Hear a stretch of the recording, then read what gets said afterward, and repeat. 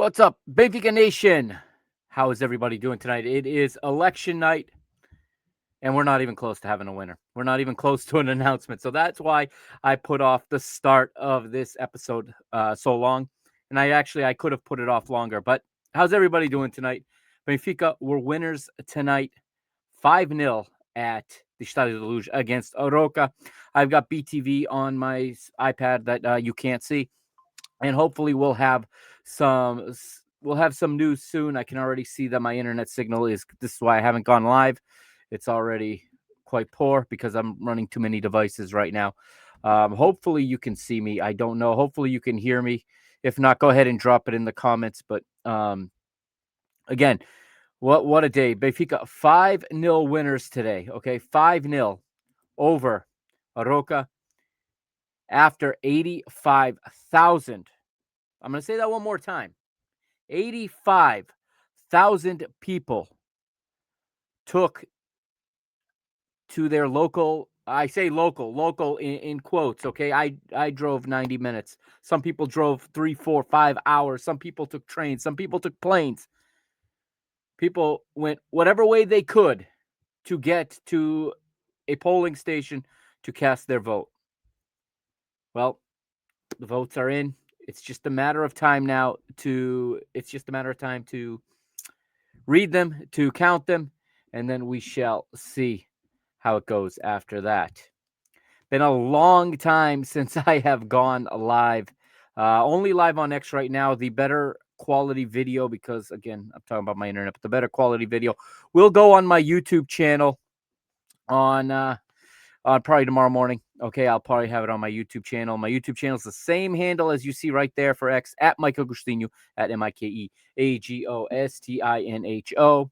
I said I was going to do this, so I'm going to do it first. Okay, let's get the banner down there along the bottom. Benfica decides 2025. It's election night. Welcome.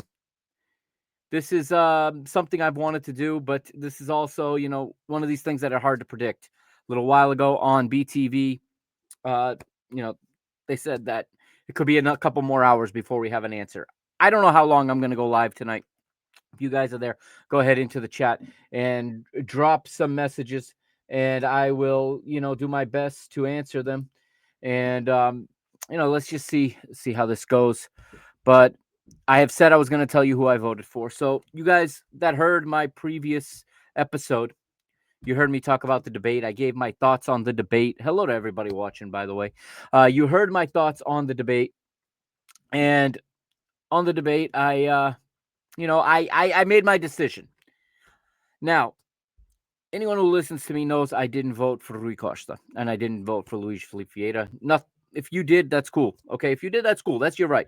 And I'm going to tell you this off the start, right now, tonight.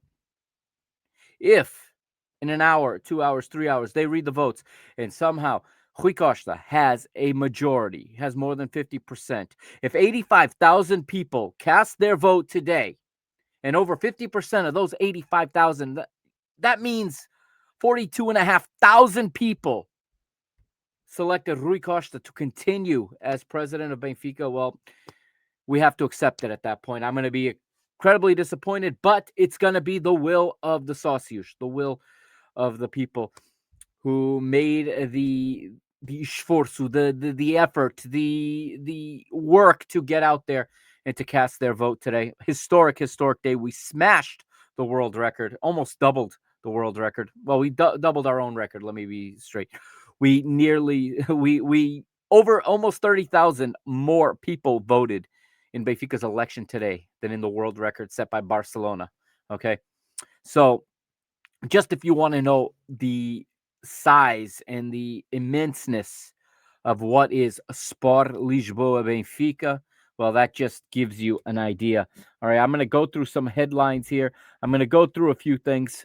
But first, what you guys have been waiting for. You wanted to know who I voted for, why I even got private messages about this, but why I did not already tell you, okay? I made a conscious decision, and I made this decision 4 years ago, but full disclosure, 4 years ago, I wasn't eligible to vote, okay? I became a sócio in 2021, okay? And that maybe is a topic for its own episode, but for much of my life, watching Benfica, supporting Benfica.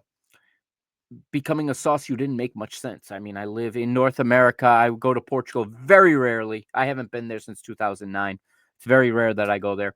Becoming a socio, I'll be honest, but as this platform here grew, and as you guys tuned in more and more to me, and as more and more people came into my circle, if you will, and I discussed this more and more, and as I, you know, thought about this and covered this and opined on it, gave opinions, it became obvious I think I needed to be a socio in order to continue doing this.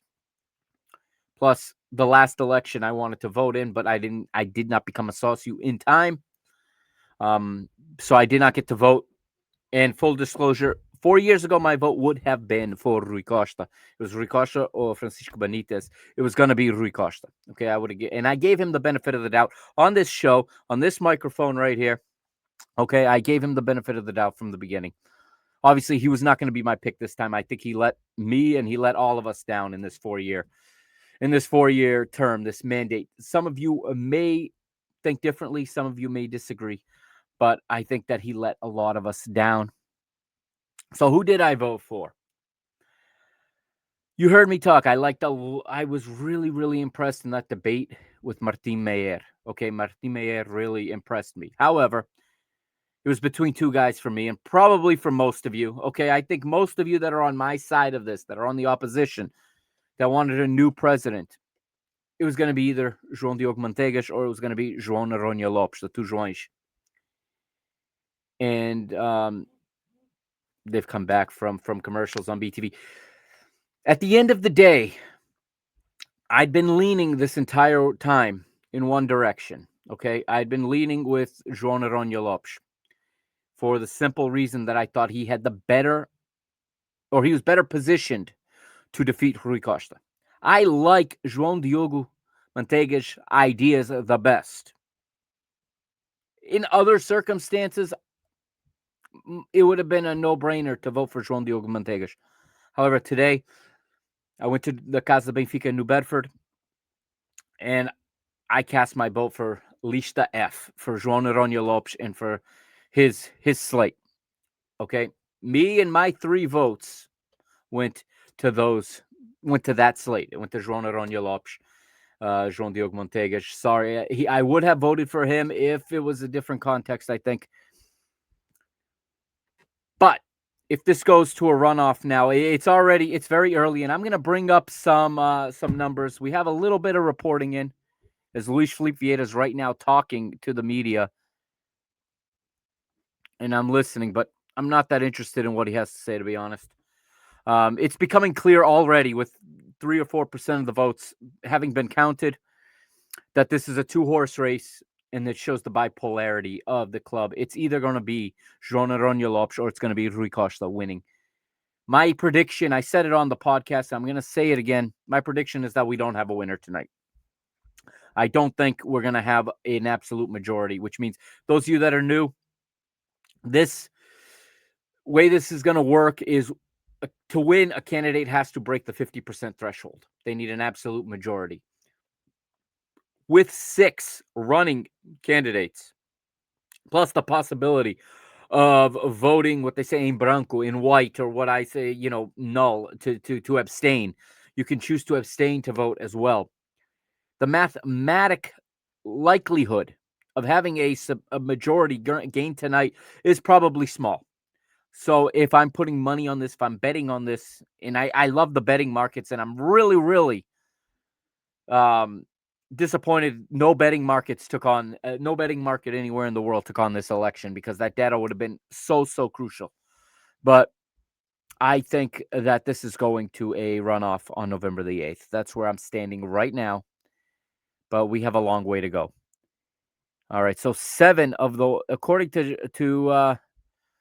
to BTV, 7 of the 108 voting stations have been approved, I'm guessing is what they mean by that. Let's go to see what we have here. Abola has some data, and let's go This is live. This is live updates of what's going on. All right, some of the voting locations have reported their numbers. Right off the top, excuse me, right off the top, in Amsterdam, 142 people voted. Clear victory for Noronha Lopes with 54.1% to Rui Costa's 26.8%. João Diogo Montega's 12.2%, and Martin Maier 3.9%. Vieira 3%.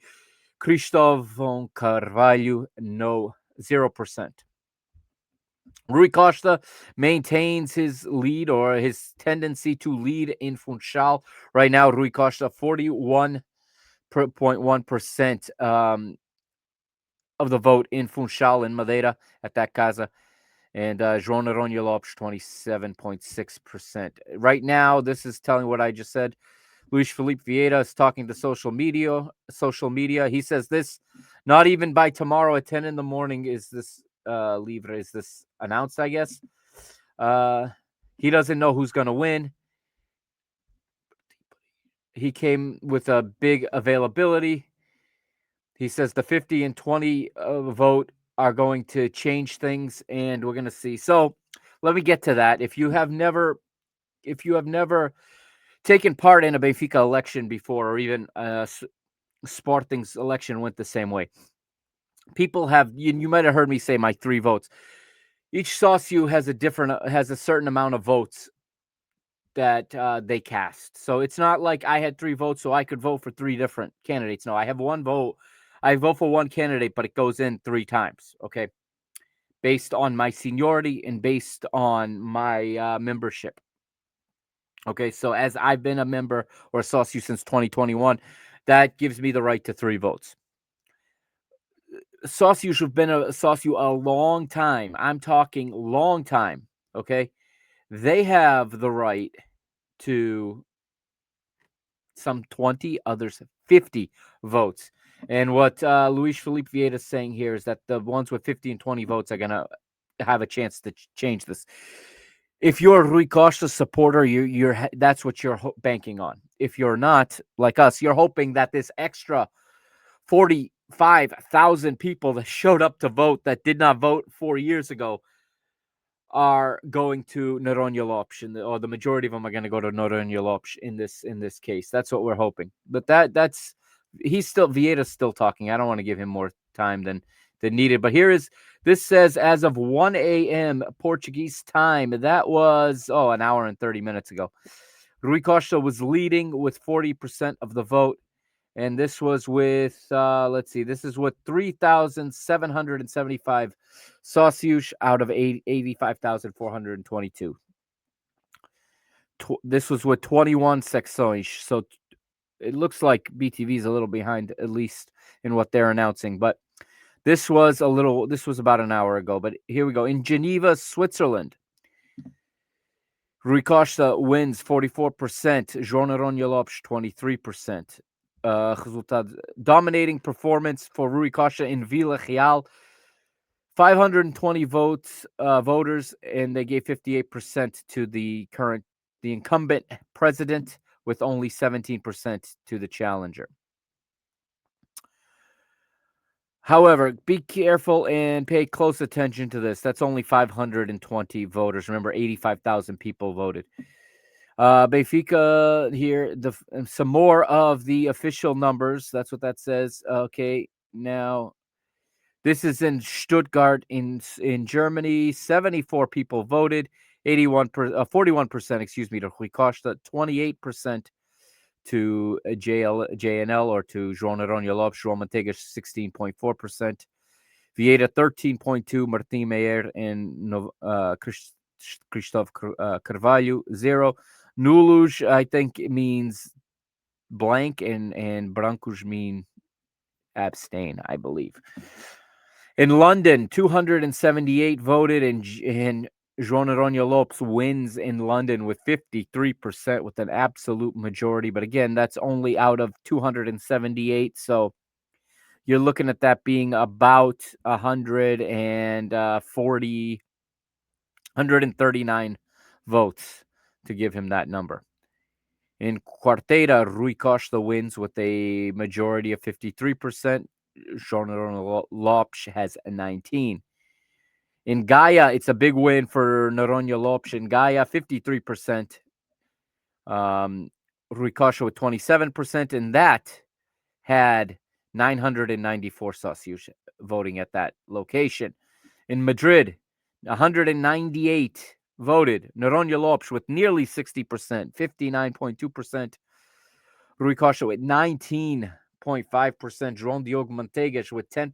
Vieira, 7.2%. Martin Maier, 4%. And Cristóvão Carvalho with 0%. Okay.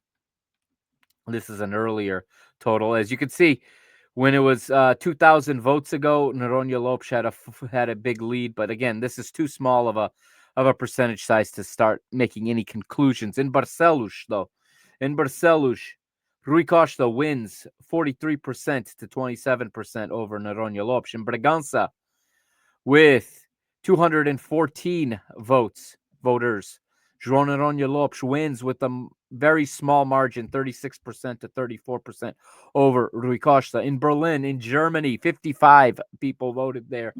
50% of the votes of those 55, so simple math tells us that's impossible. You cannot divide 55 into half, but it would be about 27 and a half votes for Noronha Lopes. Interesting how it's round. I think clearly that number is rounded up from 49 point something. João Diego Manteigas in Berlin was second with 18%. In Argenil in Portugal, 114 voted. Rui Costa wins 51% to Noronha Lopes' 32.9. Moving further down, we have in Beja, in Alentejo, João Noronha Lopes, 54%. At the other end, Rui Costa wins Chaves with 55%. So these are just different locations. At the end of the day, it's the total percentage that counts. So really, realistically, the District of Lisbon alone could decide this winner. That's either good or bad, depending who you are supporting. We had I guess some words from Manteigas here to the social media. He said it's still too early. This was hours ago, but he said it was still too early. But he's thanking all the socios for breaking the world record for votes in a football club or a sports club election. This is the maximum example of what Benfica is to the world. Benfica is bigger than Portugal, and he drives that home. But I think tonight's elections really show that. On the screen, I think I read Hamburg. I'm not sure. It's on BTV screen now, but it's down to the number of votes in Hamburg, Germany. Noronha Lopes had 478 votes. Rui Costa 472, a difference of 6 votes. In Rio de Janeiro, in Brazil, shout out to anybody watching in Brazil. 31 people voted. Noronha Lopes had 57%. Rui Costa 27%. They present this in a way that's very misleading. With that few people voting, you can just see the numbers I just gave you from Hamburg. Okay, make it look so close. But if I read, and I think I'm going to read it, it's going to come up in the list of results I'm reading. In the percentages, it could sound, like it's not as close, or as if it's even closer. In Torquing, France, only 28 people voted there. Noronha Lopes wins with 38%. That's not a lot of people. Vieira is second in Tourcoing. And Rui Costa is third. Vieira had 33% there. In Montreal, shout out to my boy Kevin up there in Montreal. 17 people. Come on, Montreal. Where you at? Mis amis, where you at up there in Montreal? Where are my Quebecois? 17 people cast a vote, and Rui Costa was the winner with 43.7%. What is 43.7% of 17? That's what, 8? That's less than 8. I mean, that's about 7 people voted for Rui Costa. So you can't take too much from that. Noronha, 33%. Vieira, 21.4%. Toronto, also won by Rui Costa. Rui Costa was victorious in Canada this year. 107 voted in Toronto, with 65.3% of those going to President Rui Costa. Challenger Noronha Lopes had 20%. Okay, 20% for Noronha Lopes out of 107. Shout out to my boy Sergio up there in Toronto. He was working the booth for Noronha Lopes, and yeah, I mean, it was cool to see those. A lot of my inside group, my friend group that I talk to about Benfica are Toronto and Canada based. So very, very excited for you guys that you all got to meet each other up there and you all got to hang out together today up there watching, or I should say, casting a vote here. But again, Toronto goes to Rui Costa, 65.3%. In Brussels, Belgium, 157 sausage voted. Noronha Lopes wins in Brussels, 46.6%. Rui Costa, 25%. In Barcelona, 83 sausage voted. Noronha Lopes with 69.6% of the votes in Barcelona. João Diogo Manteiga second in Barcelona with 15.8%. We talked about Hamburg, okay? And okay, so in Hamburg, 79 sausage voted. Again, you're wondering how did Noronha Lopes have 400? What did I say? 408 votes in Hamburg. So there you see, each sausage has a certain amount of votes. So out of 79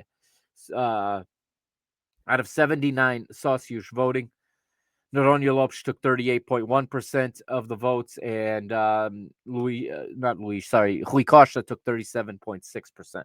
So you're looking at a difference of about half of a percent, and we now know it was 6 votes in total. And that's what I've got so far. That's what I got so far in this election so far. So let's talk about the match, I guess, for a little bit while we wait for more news. And why don't I bring up the goal point and bring up the lineups? Benfica have a very good day today in terms of, that's a very good result. Jose Mourinho was very happy today with the result. But again, 3 penalty kicks for Benfica today. Not something I ever remember seeing before in the past 3 Benfica penalty kicks. So very very excited that we got some penalty kicks. Is that an omen of what's going to happen going forward? Who knows? I think a lot of people, there was an energy in the stadium tonight that a lot of people are very hopeful about the outcome of this result tonight, of this election tonight. A lot of people really, the crowd was good. It was better than usual at the luge. At least it felt that way on my screen. I'm going to pull up here we go. Let's take a look then and look at tonight's starters. So this is a Roca here. You got João Valido in goal. Solá, Fontan, Fayed, and Thiago Esgaio across the back. Treza, Van A, Gonçalves, Diogo Simão, and Puche in midfield behind the striker Barbero. Benfica goes with Trubin in goal. Auschwitz returns to right back. Tomás Araújo and Otamendi today were the center back pairing. Samuel Dahl is the left back. In front of Samuel Dahl, making his first start of the season, I believe, was Gianluca Prestiani, who was fresh off a very good performance at the Under-20 World Cup. At the Under-20 World Cup, he played very, very well, leading Argentina, or helping lead Argentina to the final. They were of course beaten by Morocco in the final, but he gets an opportunity here from Jose Mourinho to start and to prove himself. And I thought Prestiani did quite well today. In midfield, in the double pivot of Enzo Barrenechea and Richard Rios, while Luca Bacchio gets the start as the right winger. And then Sudakov playing in the number 10 position behind the striker Pavlidis. So we can look at that. Pavlidis has 3 goals. Two of them come from the penalty spot. Okay, 2 of Pavlidis' goals come from the penalty spot tonight. A third penalty was later given to Benfica, and Ivanovic finished it. So it's good to see Ivanovic get on the score sheet as well. It was good to see also Otamendi getting on the score sheet tonight off a set piece. Benfica's first 3 goals, 2 penalties, a set piece. The only goal from open play came from Vangelis Pavlidis in the second half. But tonight, Benfica much, much better, playing freer, playing looser. And I think it was noticeable that Benfica played looser today. This again, like I said, the stadium was up for it. The stadium was in a good mood today. I think maybe going to the stadium hours before the game and standing in line to vote is what the fans need to get up and to get into this match. The fans, it was a different crowd today, in my opinion, for Benfica. I thought they were really with it. Of course, it's easy because Benfica scored fairly early, got ahead, and never looked back. But looking at this match and tonight's attendance, see if I can get it here, if I can pull it, if it's up yet, I don't know. May not be up yet. You probably saw it during the telecast. I don't remember it off the top of my head, and FOTMob doesn't have it yet. But it was actually, sorry, it was, yeah, it's not on FOTMob yet. It will be tomorrow. But a very, very good house at the Stadio de Luz tonight. I thought a good performance from Gianluca Prestiani. Obviously, a really good performance from Vangelis Pavlidis. 3 goals. I believe that puts him, let me see where that puts him in the league, leading in the league scoring race right now. He is now the top scorer until tomorrow, at least. Right now, Pavlidis with 8 leads the Golden Boot race. Of course, 5 of those 8 from the penalty spot. Pablo from Gil Vicente is one behind him, but Gil Vicente already played this week. Clayton from Rio Ave is 2 behind him, and then Timo Soares, as I call him, Timo Soares, Luis Suarez of Sporting, Jesus Ramirez of Nacional. Both have also, I should say, have all 3 of those guys have 6 goals.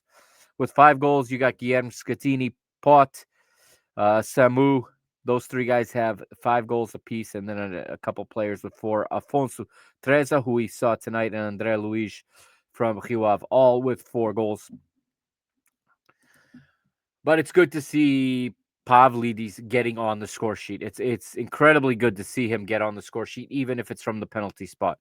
Hopefully, this will elevate his confidence. Hopefully, this will help him move forward and become a more regular goal scorer. We saw it last year when he starts to run downhill, per se, when he starts to really find his footing as a goal scorer, he really starts to put it in the back of the net. And I think that games like this are important to get that going.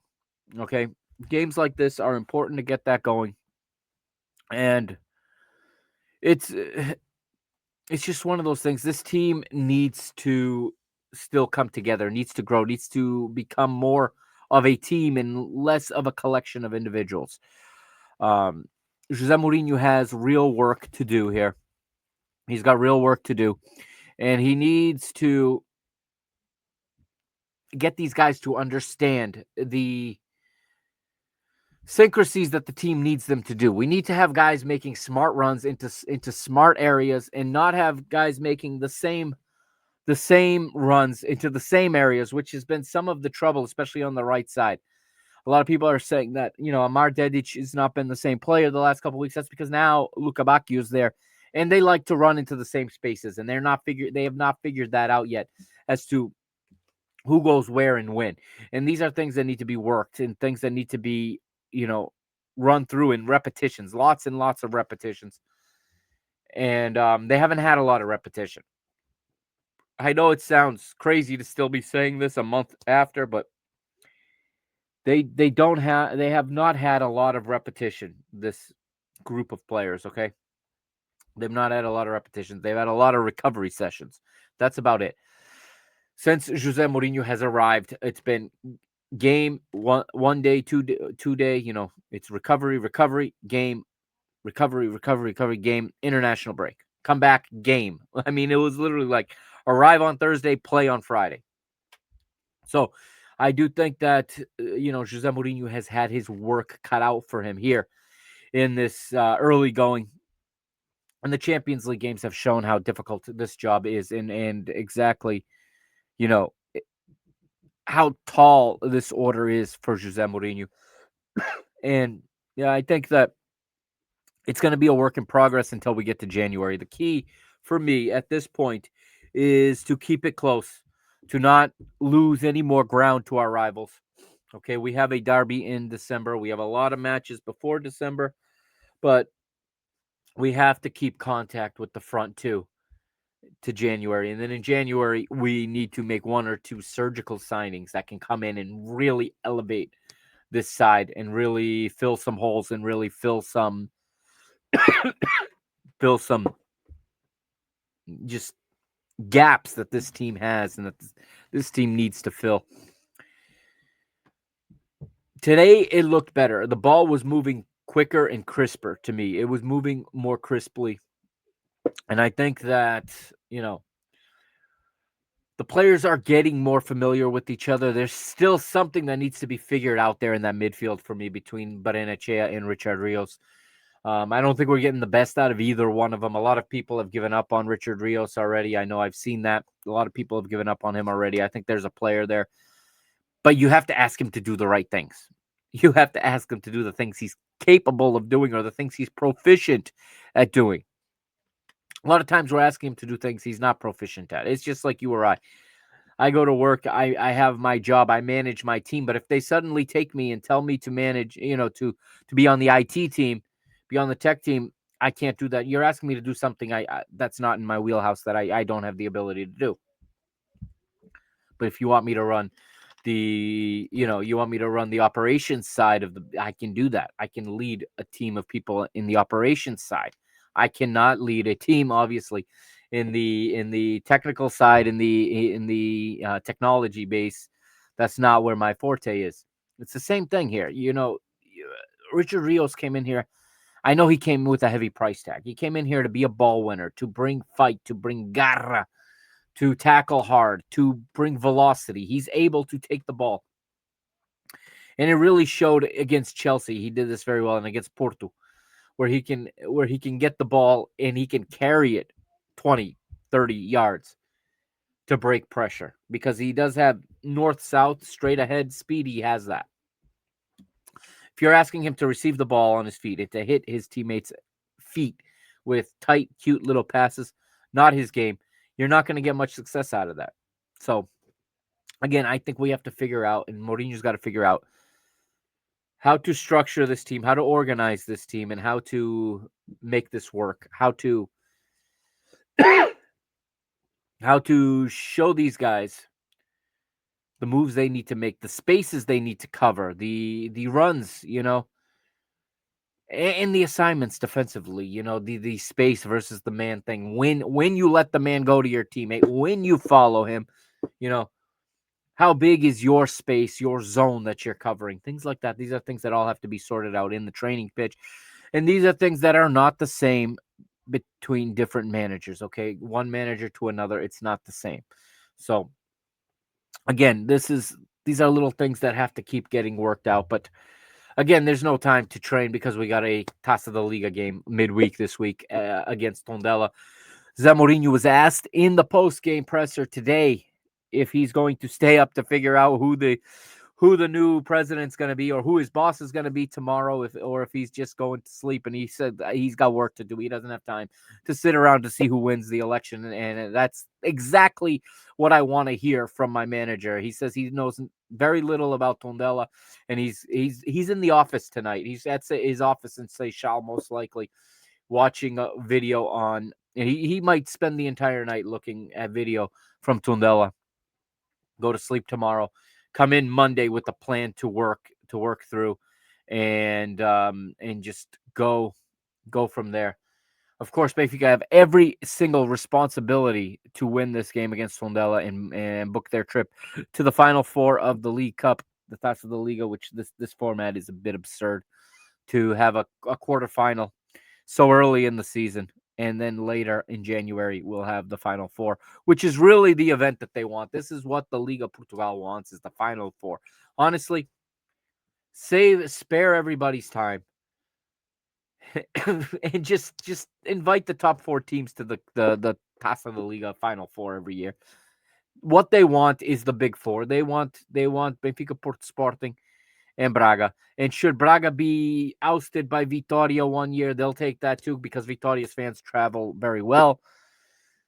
And the Taça da Liga, guys, is the league's how do you say it? It's like their AGM, their annual general meeting, okay? The Taça da Liga Final Four is when the league invites in all of its advertisers, all of its media partners, all of its business partners, all of its financial partners, and they bring them all to Leiria, and they put on a summit, and they make presentations, and they give away complimentary seats, they give away beverages, they give away food, and they give away these 3 football matches, 2 semifinals and a final. And that's what this serves for. People don't understand it, I don't think. It serves for nothing else than for the Liga to have their. It's the equivalent of an all-star game here in North America. This is people ask why there's an all-star game because it brings all of the owners of all the teams to one location and they have their meetings and they work out some. The same thing happens with the Final Four of the Taça da Liga. Everybody comes in, everybody's in the same place. Hey, let's hammer out this. There'll probably be discussions about the centralization of TV rights at the Final Four behind closed doors with nobody around other than, presidents of the major clubs and probably interested parties from the media partners, from the television world, from the social media world, influencers, things like that. And all these presentations will be made. That's why they have a Taça da Liga. And the league just crosses their fingers and hopes to get all 3 of the big 3 in there with somebody else to make it a worthwhile venture for them. I thought that today Benfica played much better than they had last year, obviously, against Soroka. This was the match, if I'm not mistaken, a year ago of the most ridiculous VAR decision in the history of football, where where the referee says after review, the player number 30, the defender number 30, used his head to trip the player. Otamendi got kicked in the head, and he was ruled of having used his head to trip a player. And that was that was the decision last year on this day, in this fixture, I should say. And ultimately, that 2-2 draw was the end for Benfica. That made it so that going into that match against Sporting, Benfica had to win. And Benfica did not win that match against Sporting. That match was won by Sporting. I should say that match was finished in a draw, which might as well have been a win for Sporting. And on the final day of the season, Sporting secured the title. And that was the match that still sticks out in my mind. But let's take a look now at some of these player ratings here. We'll look at the ratings for the players from Aroca first. Actually, I should talk about this also. Some of the substitutes that came on. Leandro Barreiro, as always, comes off the bench. Sheldrup replaced Prestiani. João Rego thought he had scored. He came off the bench tonight. Ivan Lima plays again for Benfica tonight, a BT player. And, of course, Ivanovic came on as well. And he scores from the penalty spot. The Benfica's ratings. Trubin gets a 4.7. He didn't have a lot to do. Auschwitz 6.7 today. Good rating for him on goal point scale. Tomás Araújo 6.4. Otamendi 7.7. And that has a lot to do with this right here, the goal.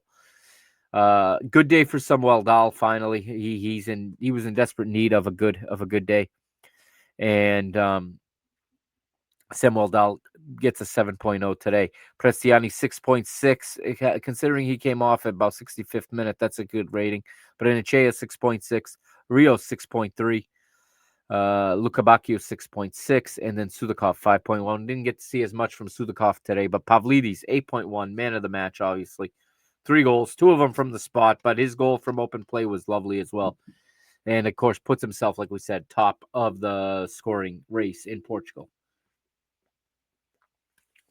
And I think I just talked into this bottle and the echo.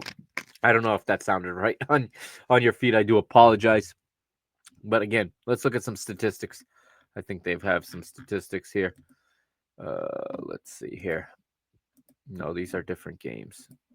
So goal point has changed some of their things. We look here at Pavlidis, and we see his heat map there. You see where he is heated up. Those of you listening on the podcast feed, I do apologize. I am putting things on the screen here for the video feed for the live stream on my X uh, feed. If you're not following me yet on X, you should be by now. I am at Mike Agostinho. That's at MikeAgostinho. Make sure you give me a follow, and that's where people are watching live right now. Thank you to everyone who's up late with me, whether you're here in North America, whether you're in Portugal where it's really late and you're waiting for this result tonight, or maybe you're in Australia and you've already gotten up for your Sunday. Actually talked to somebody from Australia earlier today, and by earlier today I mean about 2 hours ago, who was just getting up. 3 goals for Pavlidis is what this says here. He had 5 shots, 3 of them on goal. He hit the post once. He had a 0.8 efficiency of shots. Okay. His shots on goal, I guess. 4 dribbles attempted, 2 of them successful, 2 steals, and he had 1 missed opportunity, but a very, very good performance from Vangelis Pavlidis. Here's the stats tonight. Benfica, 17 shots to Aroca's 5, 8 of them on goal, 46 total actions in the opponent's area, 9 corners to 1 for Benfica, 85% pass efficiency. Aroca also had an 80% pass efficiency, so that's not half bad. Vertical pass efficiency, Benfica 74, Aroca 63. Defensive actions in the opponent's midfield, 23 of those for Benfica. Very good, very good show of force and of pressure, of closing down the opponent in their own midfield. Benfica commit 13 fouls. I think that's right in the sweet spot of where I want them. They suffered 18 from Tondela, 53% possession for Benfica. All right. So, that's today's matchup. I mean, most of the league has not played yet. Most of the league is going to play tomorrow. And why don't we run down tomorrow's matches while I'm here? Let's pull that up and run it down while we wait for any kind of news at all in this election coverage tonight. Looking at the table. The table is incomplete. Right now, Benfica are 1 point behind Porto, but both Porto and Sporting have to play still this week. Let's look at these matches, and let's share this on the screen.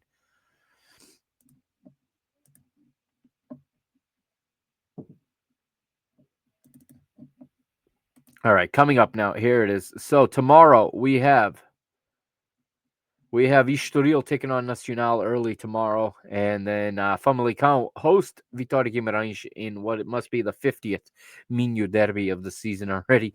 Tondela, our next opponents in the League Cup, are hosting Sporting tomorrow, 2 p.m. Eastern time, 11 p.m. Pacific. That is 7 p.m. Portuguese time, and then in the nightcap at 9th. Actually, the hours are changing in Portugal tonight. I shouldn't say that. Daylight savings time is ending in Portugal tonight. So 4:30 is 8:30 p.m. So 4:30 p.m. Eastern time, 8:30 p.m. Portuguese time. Braga hosting Casa Pia. Monday, Moreirense hosts Porto. And that'll be round 9. All right, like I said in the table, since I have it up here, and not sure how visible it is on your screen, but Porto lead right now with 22 points. Of course, they still have a match to play tomorrow. Benfica now second for the time being with 21. Sporting, if they win tomorrow, obviously will leapfrog Benfica and go into second place. Gil Vicente right now are the surprise in the league. 9 matches played, 19 points. Level for now on points with Sporting, 4 better than 5th place Moreirense. Famalicão with 13 points in 6th. Rio Ave is 7th with 11 points. Santa Clara are 8th with 11 points as well, as is Vitória Guimarães in 9th. Those teams separated right now by goal difference. Braga has 10 points. Nacional have 10 points. Those are 10th and 11th. Alverca also has 10 points in 12th place. Roca with 9. Casapia 14th with 8 points. Strela is 15th with 7 points. And then in the relegation playoff spot right now is Estoril with 6 points. Tondela are 17th with 5. And at the bottom of the table, no surprise, relegate them now. Save everyone the time. It's AVS, football, SAD, AFS, whatever you want to call them. Just what they are not is Desportivo das Aves. They are not them. And they have 1 point right now from 9 matches, minus 17 goal difference. All right, so let's see what's going on and put this back on so that I can hear what they're saying. They're going back and forth, and I'm not sure what these what these images I'm seeing on my screen. It looks like it's the results from Berlin, where list F, the Noronha list, really was dominant in Berlin, Germany. But there really is a whole lot of nothing going on right now. And I was hoping that right around now, problem is it's about to become, time is in Portugal now. It's about to be 2 a.m., I think, in Portugal. So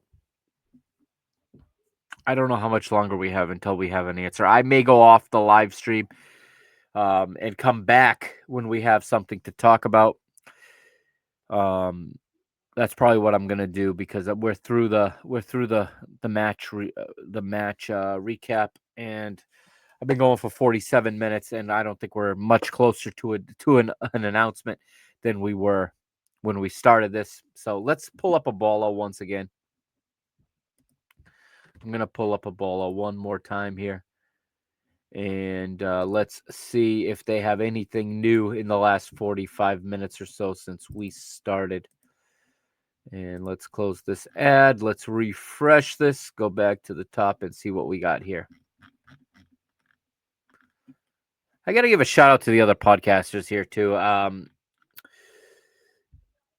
They all did such a great job in this election cycle, much better than I did. They got these candidates on their show, which I think is incredible. Something that was impossible 4 years ago, but Visão Vermelha absolutely killed it, knocked it out of the park, getting all of the candidates on with them. Okay. Same, of course, to Benfica Independente. Same, of course, to Mata Mata is not a Benfica podcast, but it's a Portuguese football podcast. They hosted each one of the 6 candidates, 3 hours each time. And now I turn on BTV, and what do I see but Benfica Independence, Pedro Santiago and João Tiberio there, dressed all nice and talking fantastically, representing all of us in the independent content world of Benfica. It's really a family. I talk to a lot of these different projects, not to every person involved, but I have a contact pretty much at all of these contacts. And it is really great to see these guys go from doing exactly what I'm doing right now in their platform, and then being brought on to places like BTV or João Nuno Costa went to V Plus, to TV's streaming app. He goes on there and breaks down matches there. It's amazing what's happened in the podcast world around Portuguese football, specifically around Benfica. I have to say that Benfica and I say this humbly, but also biasly, perhaps, that Benfica have maybe the strongest podcast ecosystem for its size of just about any club in the world. But it's amazing to see my comrades out there just moving up the ladder and just being able to show they're just as good as mainstream media people who do it for a living. And these guys do this out of the love of the club. Same reason we're all here right now. The reason we're watching this, staying up tonight. All right, I got some more results here. Paris, France. 467 voters. Rui Costa wins with 39%, but a small margin over João Noronha Lopes with 33%. I am surprised Rui Costa has this. I was afraid of this, And Rui Costa has a lot more support than a lot of us notice. Let's get this Timu ad out of there. It is surprising me a little bit that he still has all this support considering how the past 4 years have gone. But again, if this many people voted and he comes out of here on top, I mean, it's going to be hard to say. I'm not going to like it, but it's going to be hard to say that it's not what the fan base wanted. Seek Noticias has some preliminary results, and they're showing Rui Costa with 41.9%. Which his percentage along with Luis Felipe Vieira. So here's what Seek Noticias has up right now. Rui Costa, this is not on your screen, but it's on my iPad. Rui Costa 41.9%. Noronha Lopes 32.4%. Luis Felipe Vieira 12.9%. João Diogo Montegas 10.3%, and then Martin Maier with 1.9%. Christophe Carvalho 0.1%. They're at actually speaking on BTV or through it's from Seek Noticias. It's Bruno Batista. He's at the headquarters for Luis Felipe Vieira. But I'm going to move on here. Amsterdam had 142 voters. Clear victory for Noronha Lopes with 54.1%. Rui Costa only 26% there. Rui Costa continues to win in Funchal. All right, we read that one already. Let's see if we have the latest total. This was at 1:30 a.m. Portuguese time, which was about a half hour ago. 28 sections or 28 locations. Okay, 26% of the votes in, 6,960. And Rui Costa has 41.9%. It's the same thing where I just saw on the screen. João Noronha Lopes, 32%. Okay, so it looks like what it says here is Rui Costa he's going to wait for the results at home rather than at the club along with his family, where he's been for some time. Noronha Lopes is at a hotel, just as the aforementioned Vieira is, and we've seen from inside their whatever you call them, their headquarters there. Let's see. João Diogo Montegas and Martin Maier are waiting in hotels as well for word, and Carvalho is at the headquarters of his candidacy. All right, so that's all we've got right now. Not much has changed. Rui Costa wins in Setúbal with 891 sócios voting. Rui Costa has 42.7%. All right, so thank you to those of you joining me on X. If you're listening on the podcast, I'm just going to be back with more, I think, when there's more to talk about. But I think I'm going to pause the live stream now. Thank you, everybody. If you have questions, feel free to comment below. I will get to them when I come back. I do plan on coming back if we have a decision. So if a decision happens, come right here to my stream, right here to my X feed at Mike Agostinho at MikeAgostinho. For now, I'm going to sign off for a little bit, but I'll be back when there is more news. All right. And hope everyone's well tonight. Hope everyone, wherever you are enjoying yourselves. And hopefully we have some sort of result tonight. But judging by at a quarter of the way there, Rui Costa is leading with 42%. I think even more so now that this is going to go to a runoff, but we'll have to wait and see. And if it does go to a runoff, it's going to be a very hotly contested one. But let's see what happens here in the next hour or so. All right. Thanks for listening. I'm going to get this voice a little bit better, and I'll be back when there is more. This is Mr. Mike Agostinho signing off for now. If you're listening on the podcast, I'll be right back. Peace.